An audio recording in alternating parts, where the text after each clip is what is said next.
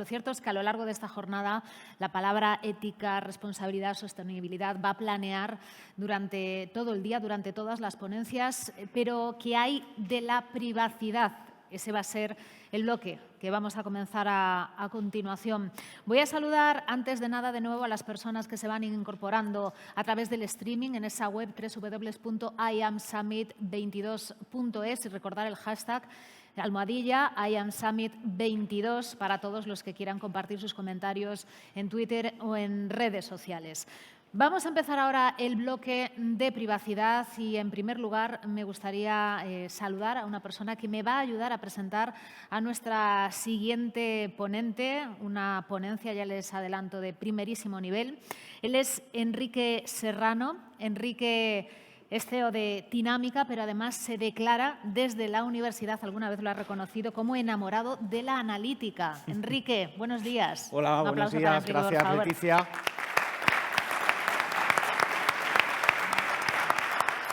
Gracias a todos por estar aquí, a los que estáis en streaming. Y bueno, pues es un placer presentar a Carissa. Si tuviera que definir a Carissa, pues diría que es una filósofa tecnológica. Es conocida por su libro, que ha sido un bestseller según The Economist y bueno, pues en casi todos los países lo está siendo, Privacy is Power. Y bueno, pues es un adalid de la defensa de los derechos de las personas, de la defensa de sus datos personales y de la no comercialización de esos datos. Es asesora de varios gobiernos, incluido el nuestro, es decir, en la Carta de Derechos Digitales. Es una persona pues, muy conocida, investigadora. Yo creo que pone también un contrapunto, es decir, a todo el avance tecnológico de la inteligencia artificial. Y bueno, pues uno de sus últimos tweets decía: si una máquina puede pensar inteligentemente mejor que nosotros, ¿dónde estamos? Gracias. Carissa, adelante.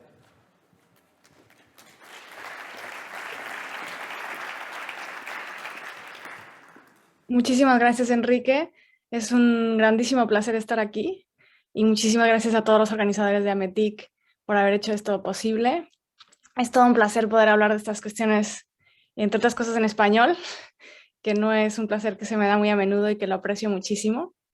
Y bueno, hoy quiero hablar un poco de la privacidad y de la privacidad en un sentido más filosófico de lo que normalmente escuchamos. Muchas veces pensamos en la privacidad como una cuestión técnica, ya sea una cuestión de informática o bien una cuestión legislativa. Y por supuesto que la privacidad es una cuestión técnica y es muy importante ese aspecto, pero muchas veces para tener las leyes adecuadas, para tener la tecnología adecuada, hay que pensar un poco más allá y pensar filosóficamente por qué es importante la privacidad, de dónde viene, qué nos aporta, qué estamos dispuestos a dar a cambio o cómo la valoramos con otros bienes, con otros valores que apreciamos. Y bueno, me gustaría que este tiempo fuera un tiempo de reflexión un poco sobre la tecnología, sobre la ética de la tecnología y sobre qué podemos aprender del pasado, sobre el valor de la privacidad que nos puede ayudar en este momento histórico tan importante y del que depende tanto. Entonces, primero quiero empezar con una reflexión sobre los automóviles. Los automóviles se desarrollaron hace varias décadas y al mismo tiempo que estaban desarrollándose los automóviles que son más comunes hoy, los que dependen de la gasolina, del petróleo, también se estaban desarrollando los coches eléctricos. Y hubo un momento en el que los coches eléctricos, de hecho, estaban más desarrollados que los coches de gasolina y las razones por las cuales el automóvil que depende de la gasolina se desarrolló más fueron muy contingentes. Tenían que ver con los intereses de ciertas personas, con el hecho de que en Estados Unidos se encontró mucho petróleo. Podía haber sido de otra manera, pero por cuestiones históricas terminamos usando sobre todo el automóvil que depende de la gasolina y eso ha tenido un impacto brutal en muchos otros aspectos de nuestra vida, por supuesto incluyendo el cambio climático. Si en ese momento en el que se estaban desarrollando ambos automóviles pudiéramos haber tenido más reflexión ética, pudiéramos haber pensado más sobre cuáles podrían ser las consecuencias, existe por lo menos una pequeña posibilidad de que hubiéramos pensado que quizás el coche eléctrico iba a ser más prometedor a largo plazo. Por supuesto, en ese momento no se sabían muchas de las cosas que sabemos hoy, pero en esta historia para mí hay por lo menos dos moralejas. Una es la importancia de pensar lo que hacemos antes de implementarlo, y en particular la tecnología. Tenía un profesor que comenzaba sus clases preguntándole a los alumnos cuáles son los inventos más importantes del siglo XX. No, ¿cuáles fueron los inventos más importantes del siglo XIX? Y los alumnos decían siempre la energía nuclear y los plásticos. Y luego preguntaba, ¿y cuáles son los problemas más importantes del siglo XX? Pues la energía nuclear y los plásticos. Y muchas veces una reflexión ética permite evitar daños que de otra manera hubieran sucedido. Y eso lo podemos ver muy claramente en el caso de la medicina. Antes de que existiera la ética médica, o antes de que se desarrollara la ética médica como disciplina, pues en la medicina se hacía todo tipo de cosas que hoy nos parecen absolutamente inhumanas, desde incluir a personas en estudios clínicos sin decirles que estaban incluidos en esos estudios. Entonces tú podías ir al médico y te podían dar un placebo y que tú no supieras, hasta tratar al paciente con muy poco respeto y con muy poca autonomía, ¿no? Desde no decirle cuál es el diagnóstico por pensar que, bueno, que podemos protegerlo de un mal trago, o, por ejemplo, usar el cuerpo de los pacientes cuando estaban inconscientes para entrenar a estudiantes sin el consentimiento de esos pacientes. Y la ética médica revoluciona eso y permite evitar muchos daños que de otra manera se hubieran hecho. Y luego, la segunda lección para mí de la historia de los automóviles es la contingencia de la tecnología. Ninguna tecnología está destinada a ser de una manera o de otra, y podría ser de otra manera. Si trasladamos esos pensamientos al ámbito de la inteligencia artificial, una reflexión que merece la pena hacer es sobre qué tipo de inteligencia artificial estamos desarrollando y cuáles son sus cualidades, cuáles son sus límites y sobre todo cuáles son los peligros éticos a los que nos estamos enfrentando. Y por cuestiones históricas varias, resulta que la inteligencia artificial más común que usamos hoy es el machine learning, como todos sabemos, y una de las características del machine learning es que utiliza grandes cantidades de datos. En contraste, hay otras técnicas de inteligencia artificial que se estaban desarrollando al mismo tiempo, que en otros momentos fueron las pioneras, que en otros momentos fueron las que estaban más avanzadas, que tienen que ver más con pensar en la inteligencia artificial como un ordenador que procesa símbolos y que no usan tantos datos. Y esto no solamente es importante para pensar, bueno, quizás la inteligencia artificial hoy podría ser diferente, sino sobre todo para pensar quizás la inteligencia artificial en el futuro podría ser diferente. ¿Qué tipo de inteligencia artificial queremos desarrollar? Entonces, el que hoy usemos machine learning es hasta cierto punto contingente y no está claro que siempre sea así o que el machine learning que conocemos hoy sea el machine learning que vayamos a usar el día de mañana. Hay muchas razones para pensar que para ciertos problemas el usar más datos no aporta más. Y sobre todo, hay que reflexionar con mucho cuidado qué tipo de datos usamos. Por supuesto, no todos los datos son iguales. Y ya que estamos hablando de privacidad, pues los datos personales son un tipo de dato muy particular porque exponen a los individuos a cierto tipo de daños. ¿Y qué daños son esos? Porque a veces es como muy abstracto hablar de privacidad. Es muy etéreo. Los seres humanos, la psicología de los seres humanos no está hecha para darnos cuenta de, por ejemplo, las implicaciones de que se estén recolectando tantos de nuestros datos. No se siente nada que te recolecten tus datos. No es como cuando llega un médico con un bisturí y tienes una idea muy clara de qué está en juego. Cuando recolectan tus datos no sientes nada, no te das cuenta. Es solamente años después, meses después, que tienes consecuencias negativas y que quizás desearías no haber dado esos datos. Incluso entonces muchas veces no te das cuenta que las consecuencias negativas son producto de haber dado tus datos. Por ejemplo, si te rechazan un préstamo, si te rechazan un apartamento o una oportunidad, un trabajo, quizás puede haber sido por algunos datos que diste o algunos datos que tienen de ti que ni siquiera son correctos, pero tú nunca tienes acceso a eso, a esa información, de manera que se te puede discriminar y no te enterarías. Pero más fundamentalmente, ¿por qué es importante la privacidad? Y algunas personas ya han mencionado los derechos humanos. La privacidad está en la Carta Universal, en la Declaración Universal de los Derechos Humanos. Y cuando yo empecé a investigar este tema, estaba muy de moda pensar que, bueno, que la privacidad era algo del pasado, que ya no era tan relevante. Y a mí me llamaba mucho la atención que estuviera en la Declaración Universal de los Derechos Humanos. Incluso cuando yo me preocupaba la privacidad, decía, bueno, imagínense ese momento, ¿no? 1948, acaba de suceder el Holocausto y estas personas están intentando escribir la guía que va a permitir que no cometamos los errores que hemos cometido en el pasado. Dadas las prioridades y dado la experiencia tan extrema que acababan de ser testigos, ¿por qué pondrían la privacidad como un derecho humano si resulta que es un lujo o una preferencia individual o una preferencia personal? ¿Por qué pondrían la privacidad como derecho humano? Pero claro, cuando uno empieza a leer más en detalle sobre la historia de la Segunda Guerra Mundial y el papel que jugaron los datos, muy pronto te das cuenta de por qué la privacidad es tan importante y lo grave que es que se nos olvide esa lección. Una de las primeras cosas que hacían los nazis cuando invadían una ciudad era el registro, porque en el registro estaban los datos y necesitaban encontrar a la población judía. Y hay un estudio muy interesante que compara el país en Europa que tenía más datos sobre sus ciudadanos, que era Holanda. Tenían una persona que se llamaba Lenz, que fue un pionero de la estadística de población, y él quería diseñar un sistema que literalmente pudiera seguir a las personas desde la cuna hasta la tumba.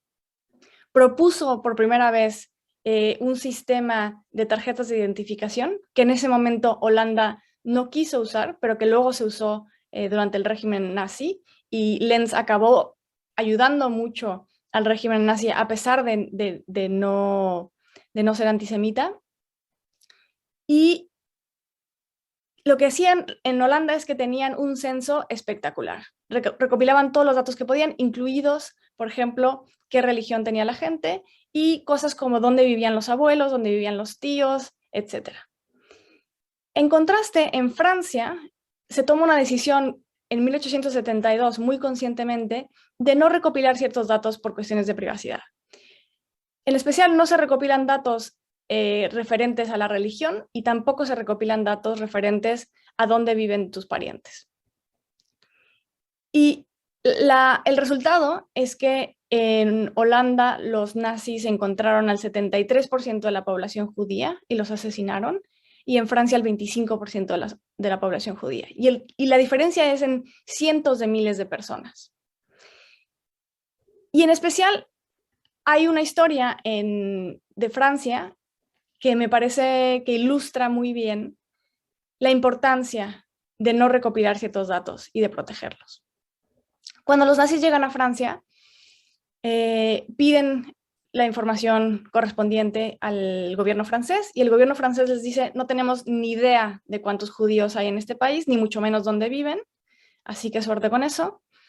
Y los nazis no saben cómo recolectar esa información, y había una persona dentro del ejército francés que se llamaba René Carmil, que tenía máquinas de tarjeta de perforación, de tarjetas perforadas, que en ese momento el gobierno no tenía, y él se ofrece a hacer el censo que va a permitir a los nazis tener los datos adecuados para encontrar a los judíos. Los nazis estaban encantados con este plan, le dicen que sí. René Carmil se pone a trabajar y pasan meses y no entrega los datos, y pasan más meses y no entrega los datos. Lo que los nazis no sabían es que René Carmil nunca planeó entregar esos datos. Era una de las personas mejores posicionadas en la resistencia francesa y hace el censo y nunca recopila la respuesta de la gente sobre si es judía o no. Y en ese acto, una persona que decide no recopilar ciertos datos salva a cientos de miles de personas. Y eso creo que nos debe hacer reflexionar un poco sobre el peligro que pueden tener los datos personales y sobre qué tanto impacto podemos tener en una decisión de no recopilar ciertos datos. Algunos de los mitos que han rodeado la privacidad en los últimos tiempos es que la privacidad, como decíamos antes, es una preferencia individual. Algo así como, bueno, a mí me gusta el chocolate, a ti la vainilla, y no tenemos por qué estar de acuerdo, cada quien con sus gustos. Pero en realidad, cuando reflexionamos sobre la historia de la privacidad y por qué se considera un derecho humano, nos damos cuenta de que la privacidad, sobre todo, es una empresa colectiva, es un deber cívico y es un bien común. Entonces, cuando, por ejemplo, una persona da sus datos a una firma política para que haga una campaña política basada en esos datos personales, pues no está ejerciendo una preferencia como comer un helado de chocolate o uno de vainilla. Lo que está haciendo es dar unos datos que en realidad no tiene la autoridad moral para dar, porque esos datos no solamente son datos sobre esa persona, sino que contienen datos sobre otras. Y ese es otro aspecto de por qué la privacidad es tanto personal como colectiva. Porque cada vez que expones tus datos, casi siempre estás exponiendo a alguien más también. Hay pocos tipos de datos que sean nada más sobre ti. Si expones, por ejemplo, tus datos genéticos, pues evidentemente estás exponiendo a tus padres, a tus hermanos, a tus hijos, a primos lejanos, que pueden tener consecuencias graves. Y esto ni siquiera es hipotético, ya ha sucedido que por la donación de datos genéticos que ha hecho alguien más, a alguien se le deporta o a alguien se le acusa de un crimen y demás. Cuando tú compartes tus datos sobre localización, pues estás compartiendo los datos de tus vecinos, los datos de la gente con quien trabajas.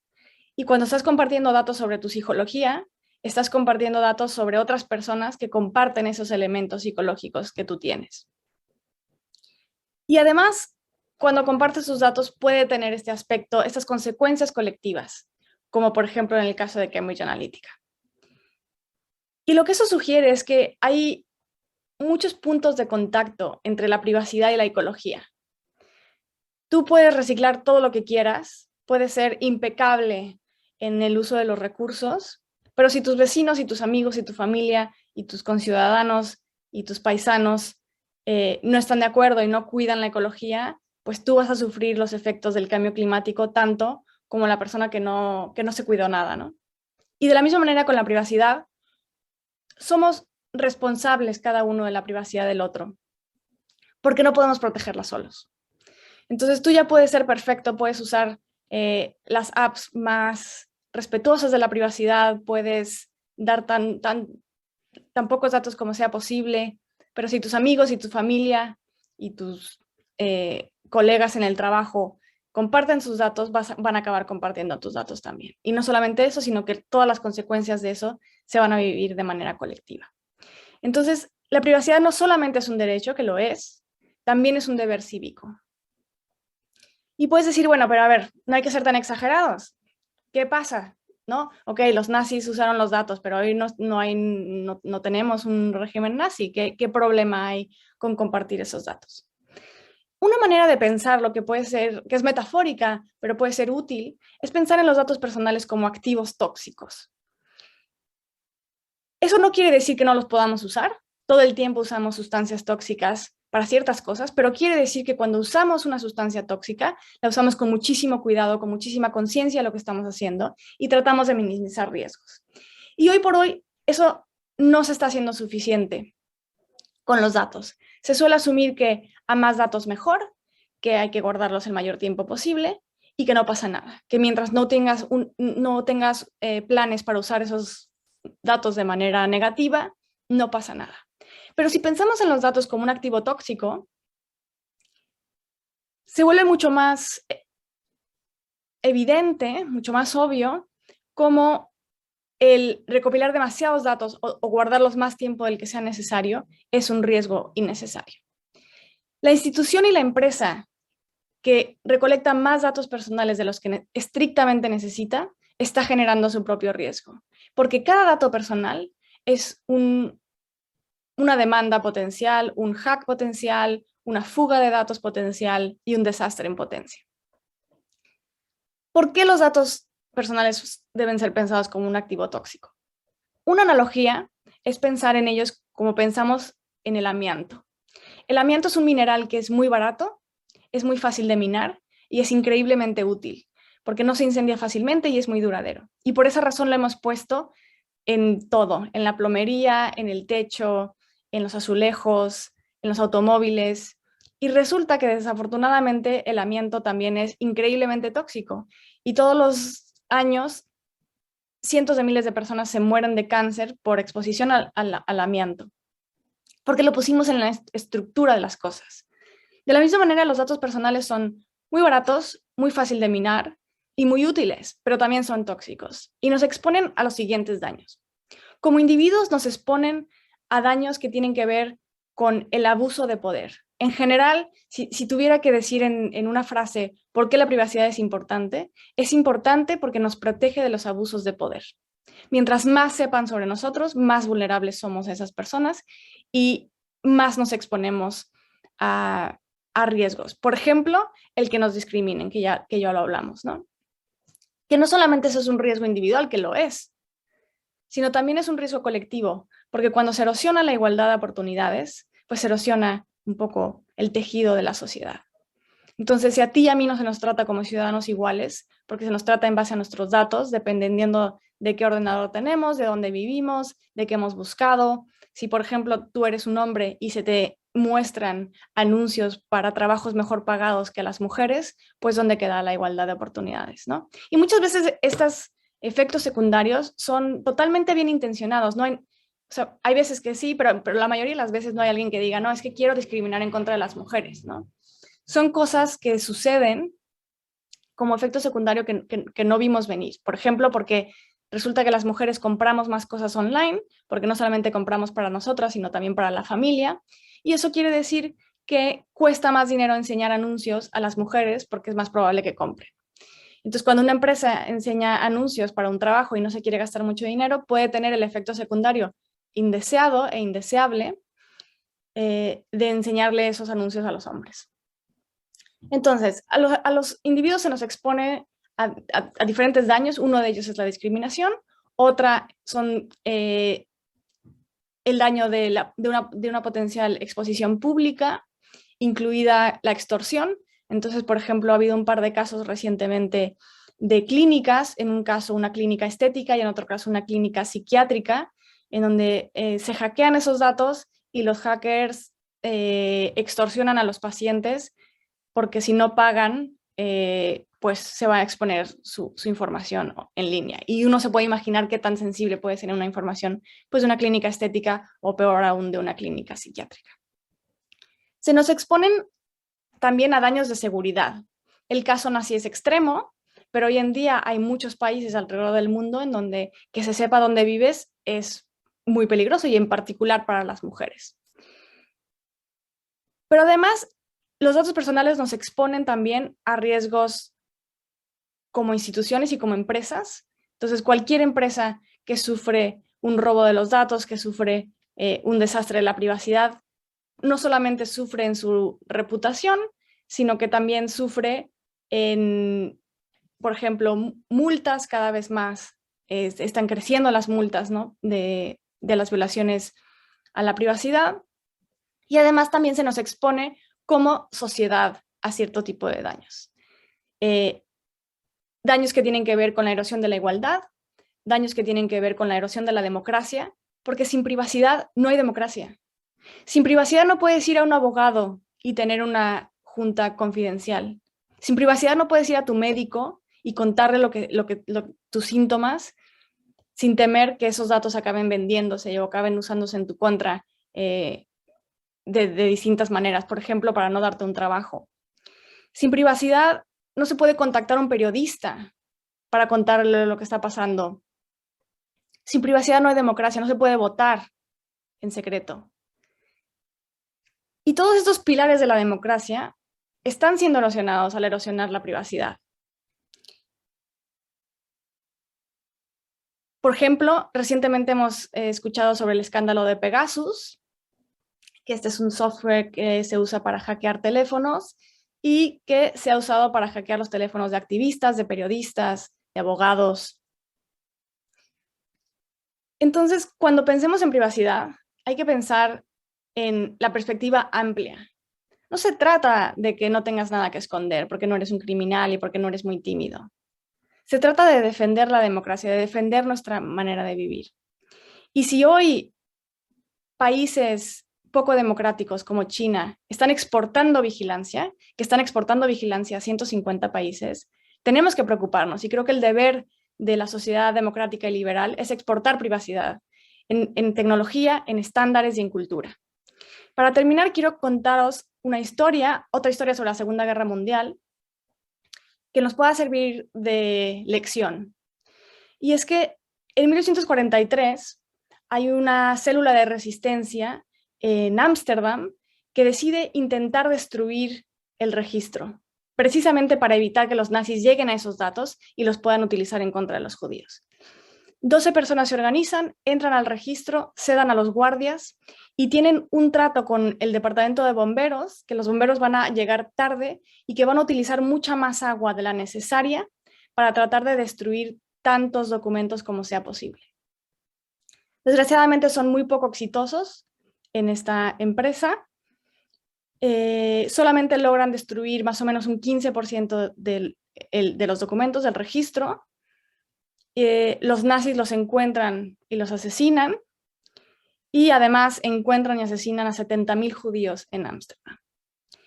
Y los holandeses cometieron por lo menos 2 errores graves. El primero es que tenían muchos más datos de los que era necesario para tener una sociedad bien organizada y funcional, como era la prueba en Francia. Y en segundo lugar, no tenían una manera fácil y rápida de borrar esos datos en caso de una emergencia. Y nosotros estamos cometiendo esos 2 errores a una escala nunca antes vista. La cantidad de datos que tenemos hoy, comparados con los que se tenían en los años 40, 50, 60, incluso en el tiempo de la Stasi en Alemania, no se compara. Imagínense un régimen nazi hoy con el tipo de datos que tenemos hoy. Podría saber en cada momento dónde está cada persona, con quién se está comunicando, organizarse y luchar en contra de un régimen autoritario, dada la estructura de la vigilancia que estamos creando, sería muy difícil. Y no es como si la democracia estuviera en su mejor momento históricamente. Y además tenemos rivales en diferentes partes del mundo a los que se les da muy bien hackear. Antes los nazis tenían que mandar tropas para llegar a los datos. Hoy se requiere de un buen hacker. Es una locura. Y lo que puede parecer radical, que propongo en mi libro Privacidad es Poder, que los datos personales no son el tipo de bien que se debería comprar y vender. Incluso en las sociedades más capitalistas estamos de acuerdo que no vendemos ciertas cosas, hay ciertas cosas que no están en el mercado. Las personas, los órganos, el resultado del partido de fútbol y los votos. Y por las mismas razones que no vendemos ni compramos votos, no deberíamos vender ni comprar datos personales. Y eso que puede parecer una propuesta radical, dado el contexto en el que vivimos hoy, en realidad, cuando te pones a pensarlo históricamente, lo radical es tener un modelo de negocio que dependa de la violación sistemática y masiva del derecho a la privacidad. Eso ni es normal ni es aceptable y no tendríamos por qué acostumbrarnos. La buena noticia es que no hace falta esos datos personales para tener la mejor tecnología puntera. Se están haciendo propuestas impresionantes de inteligencia artificial, de marketing, de todas las ventajas que nos ha dado la tecnología, sin usar esos datos personales, usando muchos menos datos personales, borrándolos mucho antes. Se puede hacer de manera distinta. Así que os invito a pensar con ambición sobre el futuro, sobre el tipo de sociedad en el que queremos vivir y el tipo de sociedad que queremos dejar a la siguiente generación, y pensar en cómo podemos diseñar la tecnología que soporte la democracia y que no la erosione. Muchísimas gracias por vuestra atención.